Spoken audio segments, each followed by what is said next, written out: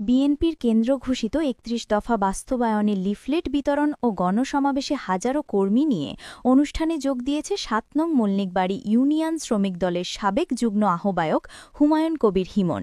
বুধবার বিকেলে তার নেতৃত্বে মল্লিকবাড়ি ব্রিজ থেকে কর্মীরা জড়ো হয়ে একটি বিশাল মিছিল বের করে সমাবেশে যোগ দেন নেতাকর্মীরা। অনুষ্ঠানে বিএনপির এই নেতা মঞ্চ বক্তৃতায় বিএনপির কেন্দ্র ঘোষিত ৩১ দফা বাস্তবায়নে বেগম খালেদা জিয়ার হাতকে শক্তিশালী করতে নানান দিক নির্দেশনমূলক বক্তব্য দিয়েছেন। অনুষ্ঠানে প্রধান অতিথি ছিলেন উপজেলা বিএনপির সাবেক আহ্বায়ক ফকর উদ্দিন আহমেদ বাচ্চু। অন্যান্যদের মাঝে উপস্থিত ছিলেন জেলা বিএনপির যুগ্ম আহ্বায়ক রুহুল আমিন মাসুদ সহ শ্রমিক দল নেতা আসাদুজ্জামান আসাদ মেম্বার, মতিউর রহমান মতিন, মুনির মিয়া, শরীফুল ইসলাম বাবুল, জাহিদুল ইসলাম নান্নু পাঠান, কামরুল ইসলাম।